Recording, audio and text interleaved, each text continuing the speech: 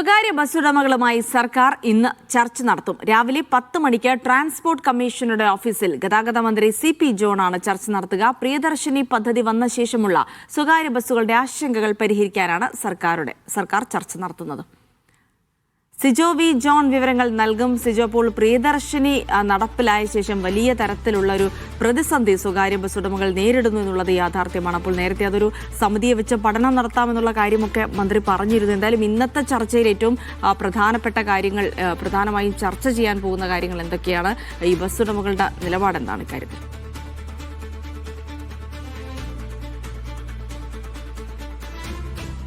വളരെ മികച്ചൊരു പദ്ധതിയായിരുന്നു പ്രിയദർശിനി പദ്ധതി. ഈ സ്ത്രീകൾക്ക് സൗജന്യമായിട്ടുള്ള യാത്ര കൊടുക്കുക എന്നുള്ളത്. പക്ഷേ അങ്ങനെ ഒരു പദ്ധതി വന്നതിന് പിന്നാലെ ഒരു വ്യവസായം, ഒരു സ്വകാര്യ ബസ്സുകളുടെ സർവീസ്, നമുക്കൊരു വ്യവസായം തന്നെ പറയാം, ആ വ്യവസായം വലിയ രീതിയിലുള്ള പ്രതിസന്ധിയിലേക്കാണ് പോയിരിക്കുന്നത്. അത് യാതൊരു സംശയമില്ല. പല സ്ഥലങ്ങളിലും സ്വകാര്യ ബസ്സുകളിൽ കയറാൻ ആളുകളില്ല എന്നുള്ളൊരു സാഹചര്യമുണ്ട്. ആ സർവീസ് തന്നെ നിലച്ചു പോകുന്ന അവസ്ഥയുണ്ട്.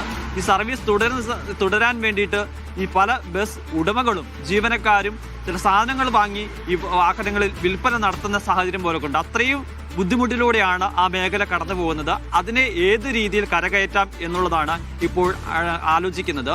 വലിയ സമ്മർദ്ദങ്ങൾക്കും പ്രതിഷേധങ്ങൾക്കും ഒടുവിലാണ് സർക്കാർ ഇത്തരത്തിലുള്ള ചർച്ചകളിലേക്ക് കടക്കുന്നത് എന്നുള്ള കാര്യത്തിൽ സംശയമില്ല. ഇനി ആ ചർച്ചയുടെ റിസൾട്ട് എന്താകും എന്നുള്ളതാണ് വളരെ പ്രധാനപ്പെട്ട കാര്യം. ഇപ്പോൾ സ്വകാര്യ ബസ് ഉടമകൾ ഉന്നയിക്കുന്ന ഒരു ആവശ്യം എന്ന് പറയുന്നത് പ്രിയദർശിനി പോലെ സ്വകാര്യ ബസ്സുകളിലും സ്ത്രീകൾക്ക് സൗജന്യ യാത്ര കൊടുക്കാം. പക്ഷേ അങ്ങനെ കൊടുക്കുമ്പോൾ ആ ടിക്കറ്റ് ഫെയർ, അതിനുള്ള തുക സർക്കാർ നൽകണം. ഇപ്പോൾ KSRTC കൊടുക്കുന്നത് പോലെ സ്വകാര്യ ബസ് ഉടമകൾക്കും നൽകണമെന്നാണ് അവരുടെ പ്രധാനപ്പെട്ട ആവശ്യം. അങ്ങനെയാണെങ്കിൽ സ്വാഭാവികമായും KSRTCയിലെ പോലെ തന്നെ സ്വകാര്യ ബസ്സുകളിലേക്കും ആളുകൾ വരും.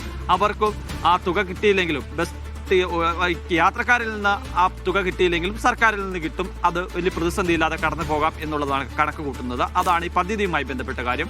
മറ്റ് ചില പ്രധാനപ്പെട്ട ആവശ്യങ്ങൾ കൂടി ഈ സ്വകാര്യ ബസ് ഉടമകൾ മുന്നോട്ട് വെക്കുന്നുണ്ട്. അതിൽ പ്രധാനപ്പെട്ട കാര്യം എന്ന് പറയുന്നത് ഈ യാത്രാ നിരക്ക് അത് പുനഃപരിശോധിക്കണം, അത് മാറ്റം വരുത്തണം എന്നുള്ളതാണ്.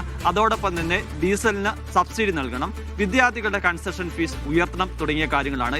എന്തെല്ലാം നിലപാട് സ്വീകരിക്കും എന്നുള്ളതാണ് പ്രധാനപ്പെട്ട കാര്യം. ഇനി ചർച്ച പരാജയപ്പെട്ടാൽ പണിമുടക്കിലേക്ക് കടക്കാനുള്ള ഒരു നീക്കമാണ് സ്വകാര്യ ബസ് ഉടമകൾ നടത്തുന്നത്. അതേസമയം ഇതിനെക്കുറിച്ച് പഠിക്കാൻ വേണ്ടി ഒരു സമിതിയെ നിയമിക്കാം എന്നൊരു കാര്യമായിരിക്കും ഇന്ന് സർക്കാർ മുന്നോട്ട് വെക്കുന്നത്. അങ്ങനെ ബസ് ഉടമകളുമായി ചർച്ച, ഒപ്പം തന്നെ സമിതിയെ നിയോഗിക്കുന്നതടക്കമുള്ള കാര്യങ്ങളിൽ ഒരു തീരുമാനം ഇന്നത്തെ ചർച്ചയിൽ ഉണ്ടാകുമെന്ന് കൂടെ പ്രതീക്ഷിക്കുകയാണ്. സിജോ വി ജോണാണ് വിവരങ്ങൾ നൽകിയത്.